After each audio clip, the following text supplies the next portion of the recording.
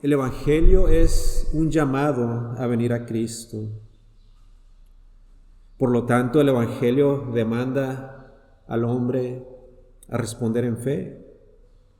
Seas un niño, seas un joven, seas grande, el Señor por el Evangelio te manda a creer en su Hijo Jesucristo. El predicador escocés Thomas Boston, quien vino a la conversión a la edad de 11 años, dijo lo siguiente: esto, hablando del Evangelio, esto siempre predicaré, que todos bajo pena de condenación están obligados a acudir a Él. Fin de la cita. Estamos obligados. En realidad no tenemos una segunda opción. Debemos acudir a Él. Y si tú, querido amigo, aún no has venido en fe, hoy en día el Señor te lo demanda. Necesitas arrepentirte hoy, no el día de mañana, no a unas horas antes de morir. El Señor manda a que hoy te arrepientas de tus pecados. Hechos capítulo 17, versículo 30 dice: pero Dios, habiendo pasado por alto los tiempos de esta ignorancia, ahora manda a todos los hombres en todo lugar a que se arrepientan. El Evangelio es un llamado a venir a Cristo. Por lo tanto, el Evangelio demanda al hombre a responder en fe. Por lo tanto, ¿qué quiere decir esto? Quiere decir que la falta de fe sería cometer el pecado de la incredulidad. Algo que precisamente estaremos viendo a través de nuestro pasaje y que de todo corazón quisiera evitar en algunos aquí hoy presentes, a que lleguen tal vez a cometer este grave pecado que los condenaría a una eternidad sin Dios si no es que llegan a confesar al Señor y a profesar con su vida este mismo Evangelio. Así que vayamos juntos al texto y veamos qué es lo que el Señor nos quiere decir. Versículo 36b. Estas cosas habló Jesús y se fue y se ocultó de ellos. Jesús, dice otra traducción, se escondió de ellos. O sea, en otras palabras, Jesús ya no quería pasar ni un minuto más ahí. Bastante tiempo les había dedicado ya.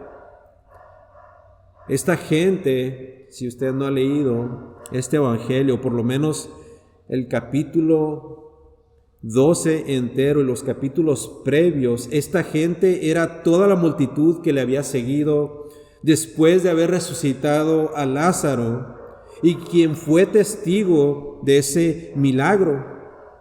Mas aparte también estaba la otra parte de la otra multitud que le había recibido en Jerusalén, aquella multitud que había subido a la ciudad para celebrar la gran fiesta de la Pascua. En otras palabras, ambas multitudes se habían juntado y todos le habían recibido como rey y todos juntos le gritaban en ese instante: Hosana al Rey. Era mucha gente. Estamos hablando de miles y miles de personas. Una multitud. Pero ahora dice nuestro texto que Jesús se escondió de ellos. Se ocultó, ya no quería estar ni un segundo más en su presencia. Y la razón principal por que Jesús hizo esto había sido porque Jesús recién les había revelado qué tipo de muerte Él iba a sufrir. Les había hablado específicamente acerca de la cruz. Pero ellos no estaban del todo interesados. Ellos querían a un Mesías que viniera con soluciones inmediatas. Querían que les solucionara todos sus problemas en ese entonces. Y por esa razón ellos, la multitud le rechazó a Jesús. Rechazaron la versión verdadera de la redención, la de una muerte en una cruz que tenía el verdadero poder de liberarles, y especialmente de liberarles completamente de la culpa del pecado. Y como no hubo el mínimo interés, ¿qué hizo Jesús? Jesús se aleja, se oculta, y al alejarse, dice nuestro texto, se esconde de ellos. Jesús no tenía nada más que hacer ahí. Había hecho y dicho lo suficiente. Jesús les habló del reino de los cielos, y eso no era todo.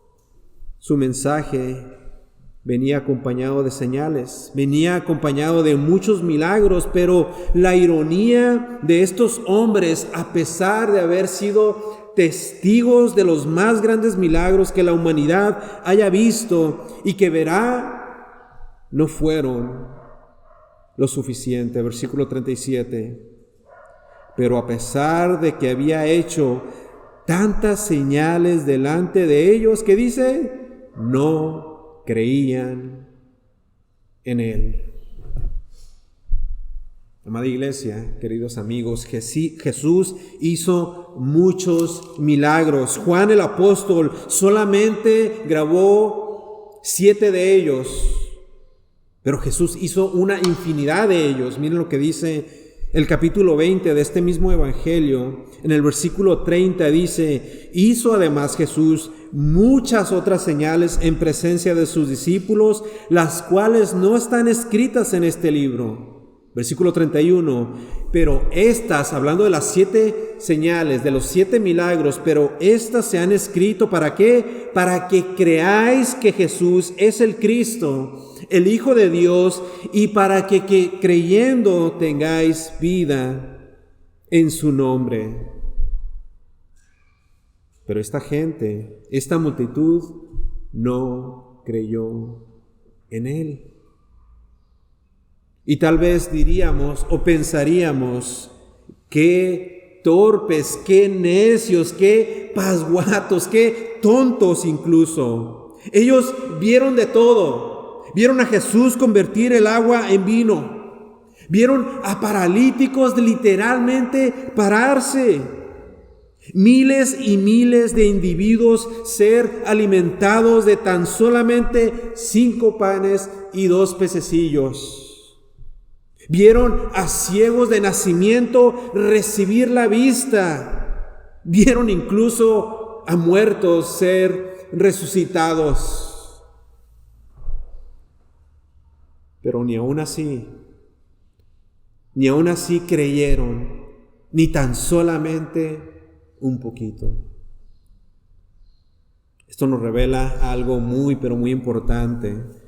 Nos revela de que más evidencia no se necesita para que un pecador se vuelva de su pecado y crea en Dios. En otras palabras, los milagros, y especialmente hoy en día, escuchen, no son necesarios ser experimentados para saber y reconocer que existe un Dios que demanda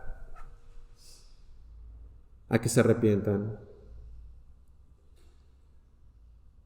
Ese Dios tiene un Hijo que se ha encarnado para vivir en santidad y sumisión a Dios toda su vida, y para que cuando éste viniera y fuera a la cruz y al tomar los pecados de aquellos que pusieran su fe en Él y solamente en Él, pudiera ser aceptable a los ojos de Dios y expiar completamente cada maldad cometida por los hombres. No se necesita un milagro.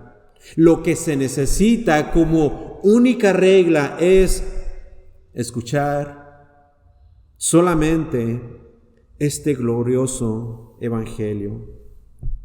Es todo lo que se necesita. Y al escucharlo, primeramente, no despreciarlo ni tampoco apreciarlo, entre comillas, sino más bien, al escucharlo, este mensaje se debe de llevar directamente al corazón y dejar que este corazón sea herido, que sea traspasado y que se compunja. Y una vez compungido el corazón por la flecha hiriente del evangelio, que éste clame por misericordia. Y Dios, al escuchar a este hombre pecador arrepentido por su fe, Dios, por su gracia, entonces le concederá el don del arrepentimiento. Una vez más, no se necesitan los milagros ni las señales tampoco. Necesitamos la palabra escrita. Y específicamente hablando, necesitamos el Evangelio. El Evangelio que predicó nuestro Señor al iniciar su ministerio, llamando a los pecadores al arrepentimiento. El Evangelio que Pablo, el gran apóstol Pablo, predicó y por el cual él sufrió innumerables dolores. El Evangelio que los reformadores en el siglo XVI rescataron del sistema religioso que solamente conducía a los hombres al infierno. El Evangelio que toda iglesia bíblica predica fielmente todos los domingos.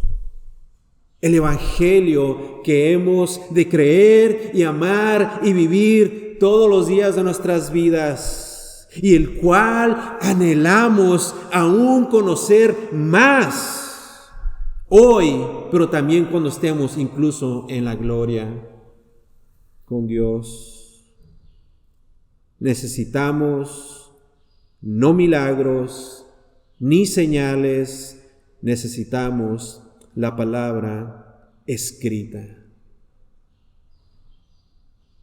Abraham le dijo al rico en aquella parábola, aquel rico que vestía de fino lino y de púrpura cuando estaba vivo en la tierra, pero que ahora se encontraba en el Hades, a Moisés y a los profetas tienen, óiganlos a ellos. En otras palabras, ellos tienen la palabra de Dios escrita, léala y créanla. Escúchenla y llévenla a su corazón y permitan que esta palabra transforme sus vidas.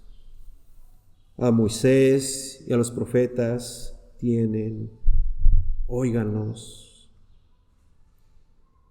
Si hoy tú, querido amigo, si es que aún no has entregado tu vida, si aún no te niegas a ti mismo y si aún amas tu pecado, hoy tienes disponible el Evangelio de Cristo Jesús. En esta iglesia, por la gracia de nuestro Señor, lo escuchamos el Evangelio cada domingo. Así que escúchalo y créelo y deja tus caminos y lánzate sobre los pies de Cristo. Deja que Él sea tu amo. No permitas que el pecado maneje tu vida más. Deja que el Señor verdaderamente sea el dueño de todo tu ser, de toda tu alma. Ya no sirvas más al pecado. Deja la idolatría, deja la lujuria, deja los placeres temporales de este siglo. Ve a Cristo y conviértete de tu maldad. No esperes un milagro. No lo esperes. No esperes una señal, no esperes una visión. Incluso no esperes escuchar la voz audible de Dios.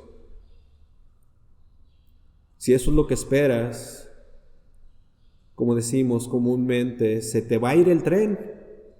Se te va a ir el tren mientras tú esperas esto, y más rápido de lo que te imaginas. No esperes ninguna experiencia, ni mística, ni tampoco aquella que parezca ser real. Solamente toma el Evangelio de Jesucristo, hazlo tuyo y créelo. Y al creerlo, entonces, arrepiéntete de tu maldad y ven a Cristo hoy. Si no crees, entonces sigues condenado. Así exactamente como la multitud de nuestro pasaje. Vemos que Dios, por medio de su Hijo Jesucristo, una y otra vez realizaba milagros, pero ni aún así ellos creían en Él. Pero aquí hay algo pero muy interesante. Y es que esto ya estaba en realidad, por decirlo así, predicho. Esto ya estaba preordenado así. Esto ya estaba decretado así. Dios ya lo había preordenado desde los tiempos del profeta Isaías. Muchos iban a ver y escuchar la verdad de Dios, pero por su pecado no iban a creer. Noten una vez más el versículo 37 de nuestro pasaje. No creían en Él. ¿Qué es lo que vemos entonces? Vemos por lo menos dos razones por la cual ellos no creían en Él. La primera razón la vemos en el versículo 38. Razón número 1. Para que se cumpliese la palabra del profeta Isaías, que dijo: Señor, ¿quién ha creído a nuestro anuncio? En otras palabras, esta multitud no creía porque ya estaba profetizado.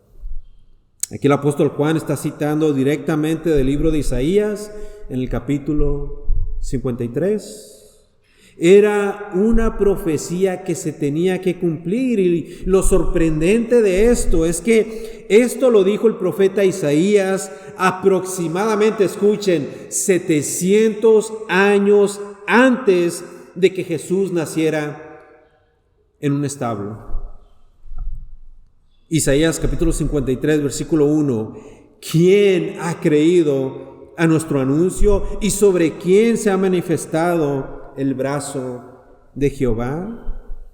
Una profecía habiendo sido dada por Dios por medio del profeta Isaías a un pueblo rebelde, pero que se iba a cumplir 700 años después. Y en ese día y en ese momento se cumplía, se desplegaban las palabras vivas de Dios en las vidas de estos hombres, de toda esta multitud. Versículo 39. Por esto no podían creer. Y aquí es donde vemos la razón número 2, versículo 39. Por esto no podían creer. ¿Por qué? Porque también dijo Isaías. Noten cómo dicen, no podían creer, y quiero recalcar esto, porque en este punto, ni aunque ellos quisieran, podían. En otras palabras, había venido el juicio de Dios tempranamente a sus vidas, y el juicio es el siguiente, versículo 40. Dios hablando del profeta Isaías, o al revés, Isaías hablando de Dios en esta profecía, versículo 40. Dios cegó los ojos de ellos y endureció su corazón. ¿Para qué? Para que no vean con los ojos y para que no entiendan con el corazón y se conviertan y yo los sane. Cegó los ojos Dios y Él mismo endureció su corazón. Algunos pensarían que Dios es injusto al haber hecho esto, pero noten el texto una vez más, dice, cegó los ojos de ellos y endureció su corazón. ¿Para qué? Para que no vean con los ojos y entiendan con el corazón. Aquí el apóstol Juan está básicamente haciendo énfasis en la gran soberanía de Dios. ¿Qué quiere decir esto? ¿Qué quiere decir que Dios es soberano? Quiere decir que Dios puede hacer exactamente lo que Él quiere y donde Él quiere y como Él quiere. En otras palabras, porque Dios ha visto la maldad del hombre y no ha visto ni siquiera un poquito de interés en su palabra y en lo que Él exige del hombre, Dios entonces soberanamente, porque Él puede y quiere, endurece los corazones de los hombres. Aquí el apóstol Juan, ni Dios mismo hacen a un lado la responsabilidad del hombre. Por supuesto que el hombre es responsable. Aquí más bien vemos que Dios en su justicia emite juicio y condena a los impíos por su propia dureza de corazón. Ahora, el contexto, esta gente ya había escuchado mucho y había visto mucho, pero aún así ellos optaban por permanecer en incredulidad. Así que no creamos que no habían creído porque en realidad estaba profetizado. Sí, era cierto, estaba profetizado que así iba a suceder. Esto exactamente era lo que tenía que suceder. Iban a rechazar deliberadamente al Señor. Pero tampoco creamos que no creyeron solamente porque Dios les había cegado sus ojos y endurecido su corazón. Claro que Dios lo hizo, pero la razón por la que ellos no creían era una razón de convicción personal. Ellos amaban su pecado, ellos querían permanecer en él, ellos amaban más las tinieblas que la luz, ellos querían permanecer así. Mi querido amigo, si aún no has creído en el Señor Jesucristo y si aún no has confesado tus pecados, si tú amas tu pecado así de la misma manera que esta multitud, ten por seguro que Dios, como forma de juicio, te va a cegar y va a endurecer tu corazón todavía más. Todavía más. Te cegará para que ya no más puedas ver su gloria. Y te endurecerá para que tu frío corazón, para que tu muerto corazón solamente y para siempre esté inclinado a la iniquidad de tu alma.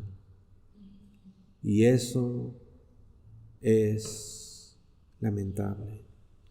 Porque si tú permaneces así y Dios hace estas cosas como forma de juicio, ciertamente irás al infierno. ¿Qué duro es esto? Por supuesto que lo es. Y muchos interpretan este y otros versículos para argumentar de que Dios es cruel e injusto. Pero en realidad esto no es nada diferente al juicio que vemos que Dios emite en la carta a los romanos. Por ejemplo, en lo que dice en el capítulo 1, en el versículo 24, dice: por lo cual, porque el hombre no quiere arrepentirse, porque el hombre quiere permanecer en su maldad y en su pecado, por lo cual, versículo 24 de Romanos capítulo 1, también Dios los entregó a la inmundicia en las concupiscencias, o sea, en sus deseos carnales de sus corazones. Romanos capítulo 1, versículo 26. Por esto Dios los entregó a pasiones vergonzosas. Romanos capítulo 1, versículo 28. Y como ellos no aprobaron tener en cuenta a Dios, ¿qué hizo Dios? Dios los entregó a una mente reprobada para hacer cosas que no convienen. Aquí vemos a un Dios que simplemente, y como dice un comentarista, y cito, un Dios que confirma y cristaliza lo que ellos optaron por hacer, fin de la cita. Y otro comentarista dice, y cito, cuando Juan cita, cegó los ojos de ellos, no quiere decir que la ceguera ocurrió sin la voluntad o contra la voluntad de estas personas, y finaliza diciendo, ellos escogieron el mal, fue su elección propia y deliberada, su propia falta. No nos equivoquemos en esto, fin de la cita. No sé si usted esté familiarizado con los cánones de Dort, pero en los puntos principales de doctrina, en el 3º y 4º de este documento, habla acerca de la corrupción humana y la conversión a Dios y la manera en que ocurre. Y en el artículo 9 de estos cánones de Dort dice de esta manera: el ser humano es responsable por rechazar el Evangelio. No es culpa del Evangelio ni de Cristo ofrecido en él, ni de Dios. Y concluye este documento diciendo que los que son llamados por el ministerio de la palabra rehúsen venir y convertirse, la culpa es de ellos mismos. Querido amigo, querida amiga, si tus ojos se hacen, como decimos, de la vista gorda, si tú ignoras el poder de Dios, si tu corazón está inclinado a la maldad y al escuchar el Evangelio lo rechazas y te endureces más, Dios te abandonará completamente a tu propia merced. Dios te abandonará para siempre y te conducirá en una condenación que se va a luego materializar muy pronto cuando tu cuerpo pueda sentir los calores infernales del lago de fuego. Esto es algo verdaderamente serio. Esto es verdaderamente real. Y tú, si aún no lo has hecho, entonces tienes que responder. Estas palabras que hemos leído son verdaderas. Lo dijo el profeta, se cumplió en ellos, en esta multitud. No dejes que se cumpla en ti para tu perdición. Versículo 41.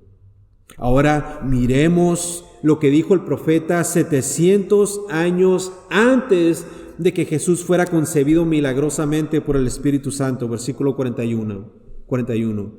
Isaías dijo esto cuando vio su gloria y habló acerca de él. Aquí el apóstol Juan está citando directamente a Isaías capítulo 6 versículo 10, que dice exactamente las mismas palabras del versículo 40. Isaías dijo esto, pero notemos cuándo dijo esto Isaías: cuando vio su gloria y habló acerca de él. ¿Qué no acabo de mencionar hace unos momentos que Isaías escribió esta profecía 700 años antes de que Jesús naciera? Entonces, ¿cómo es que concebimos el hecho de que Isaías dijo esto cuando vio su gloria? ¿Cómo de que vio y luego habló acerca de él? Bueno, lo concebimos viendo el texto y leyéndolo y tomándolo literalmente por lo que dice. Nuestro texto nos dice que efectivamente Isaías vio, escuchen, a Cristo 700 años antes de que Él tomara forma de hombre, antes de que Él se convirtiera como uno de nosotros, pero sin pecado. Y nuestro texto se refiere específicamente a la visión que Isaías tuvo en el capítulo 6 de su libro. Ahí fue donde Isaías, el profeta Isaías, vio la gloria de Cristo y donde habló acerca de Él. Isaías contempló la maravillosa majestad de Dios, así que Juan relaciona de manera explícita a Jesús, escuchen, con el Yahweh del Antiguo Testamento. Esto es lo que se dice en Juan capítulo 8, versículo 58. Jesús les dijo: de cierto, os digo, antes que Abraham fuese, yo soy. Aquí Jesús declaró ser el mismo Yahweh, o sea, Jesús era y es Dios mismo. Yahweh, el Todopoderoso, el Omnipotente, el Alfa y el Omega, el que es y el que era y el que ha de venir. Isaías vio su gloria y Juan el apóstol vemos que no hace distinción entre Dios y el Señor Jesús, más bien los coloca en el mismo nivel. Esto sí que es revelación. Y no me refiero a revelación nueva, sino que me refiero al hecho de cómo es que la Escritura nos revela a la persona de Cristo desde el Antiguo Testamento. Por eso Jesús dijo en el capítulo 5 que Moisés, quien había vivido miles de años antes de Cristo, había escrito acerca de Él.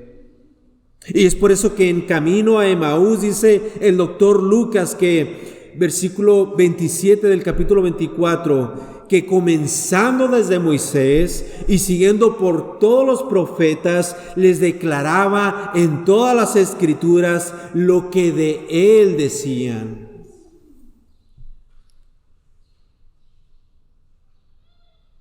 Pero ¿qué sucede?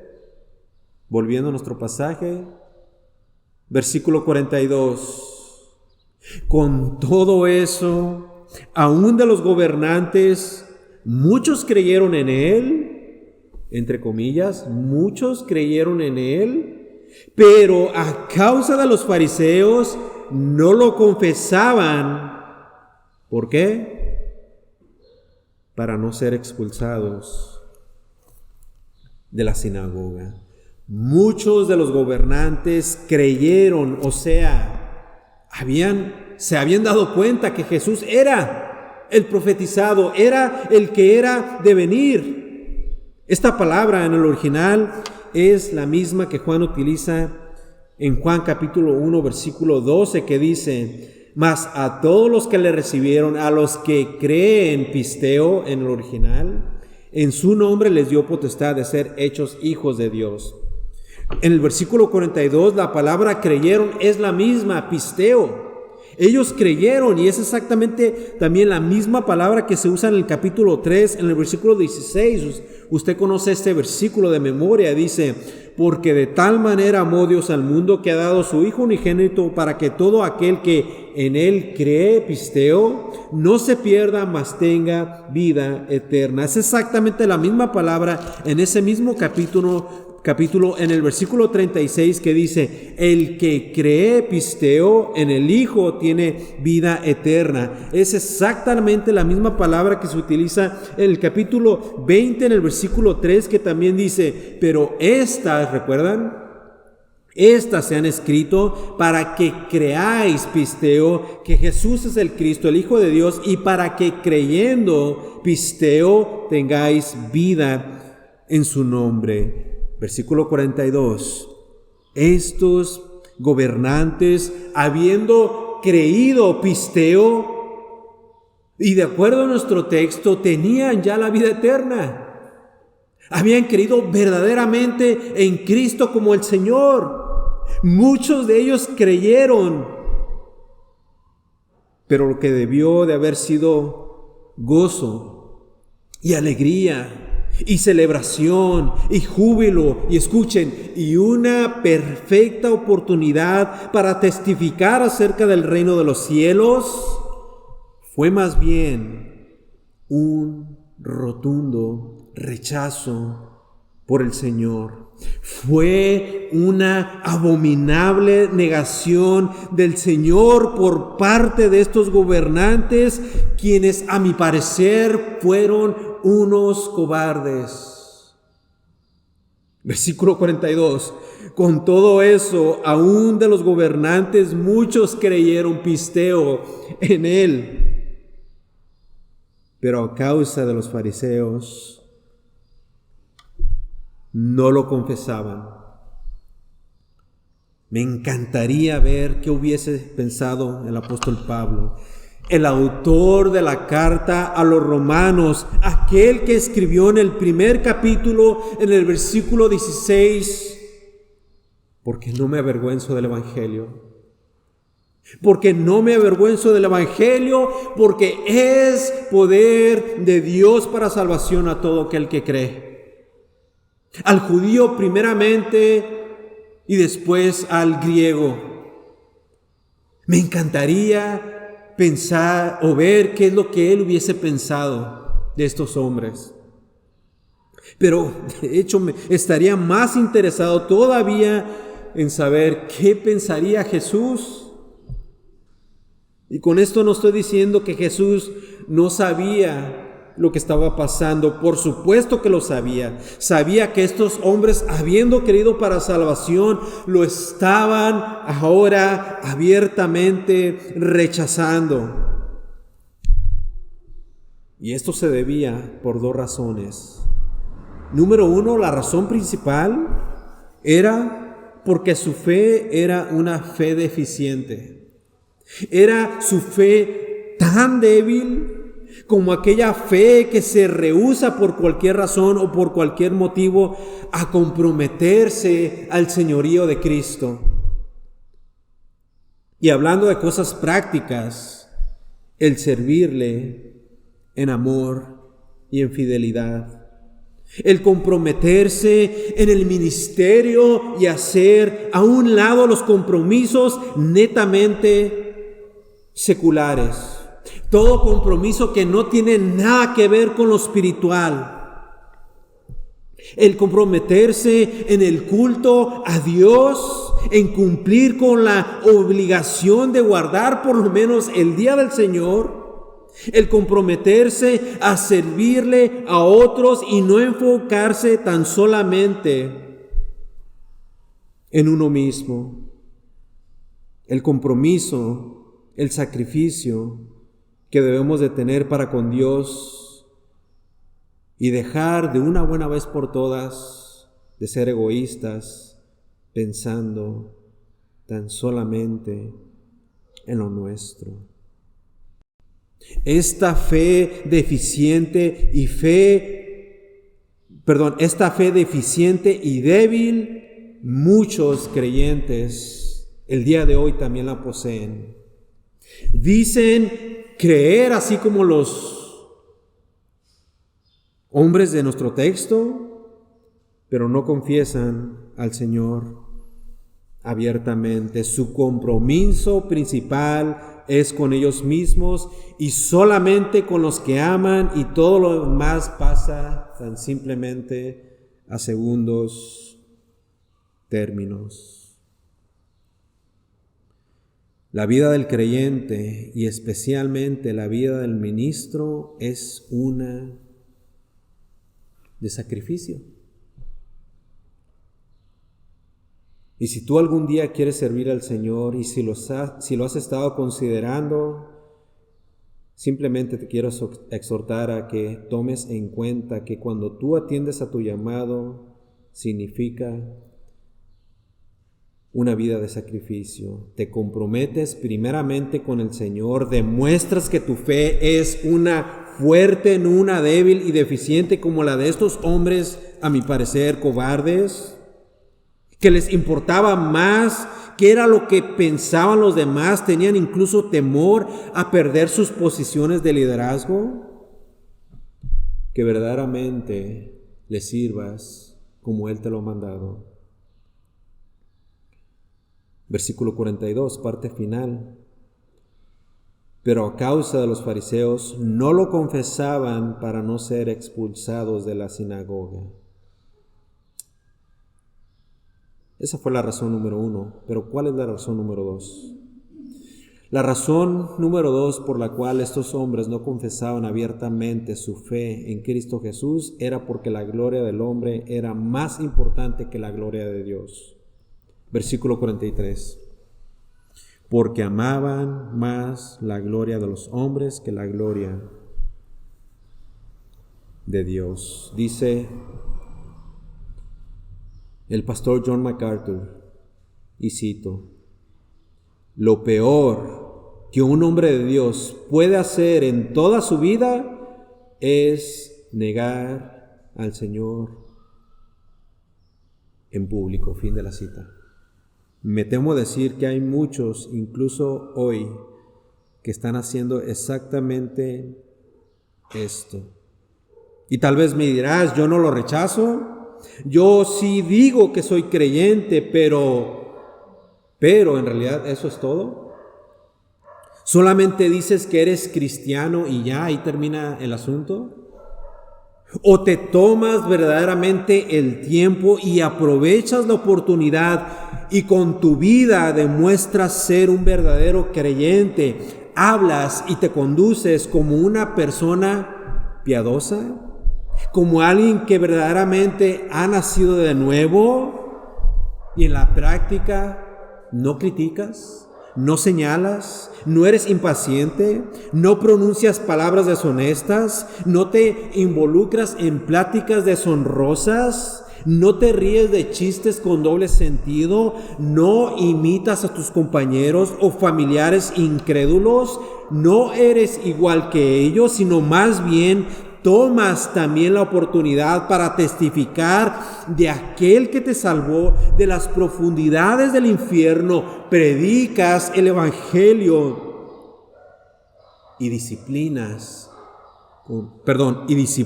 con sana doctrina a los que te quieren escuchar.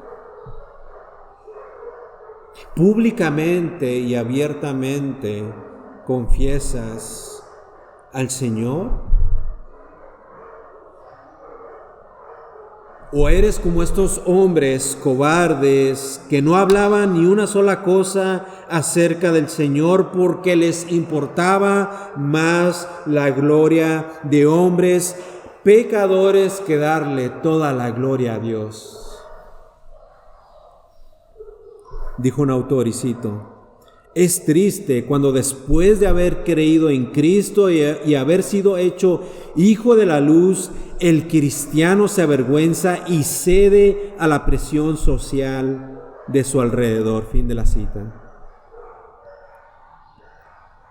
Los hombres al principio de nuestro texto habían rechazado al Señor. Se negaban a creer a pesar de las palabras de vida que Jesús les había impartido, a pesar incluso de los numerosos milagros que Jesús había realizado. Y esto se debía a que ellos entonces poseían una incredulidad malvada. Su desprecio por el Señor se manifestaba en una incredulidad malvada.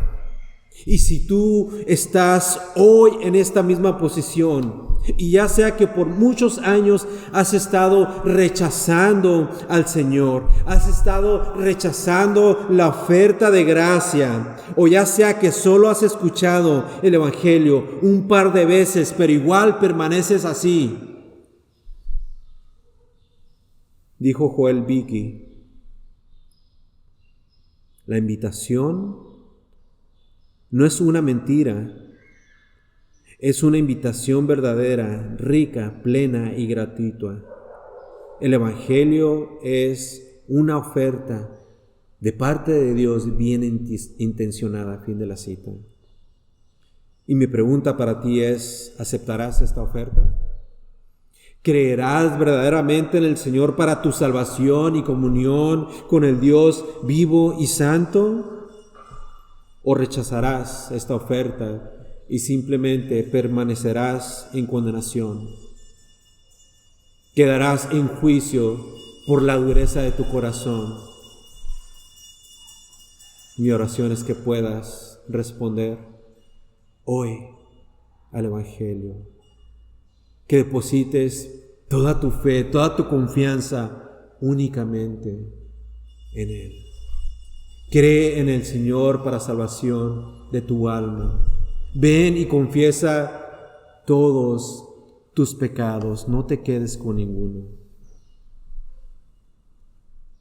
Ven a Él, arrepiéntete. Cree en el Evangelio, no seas como estos hombres que tenían una incredulidad malvada. Cree verdaderamente y recibirás el don de la gracia, el don de la vida eterna, para la gloria de Dios.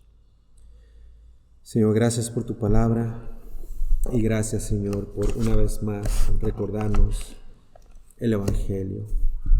El Evangelio, aquello que tu Hijo Jesucristo ha hecho en favor de hombres pecadores.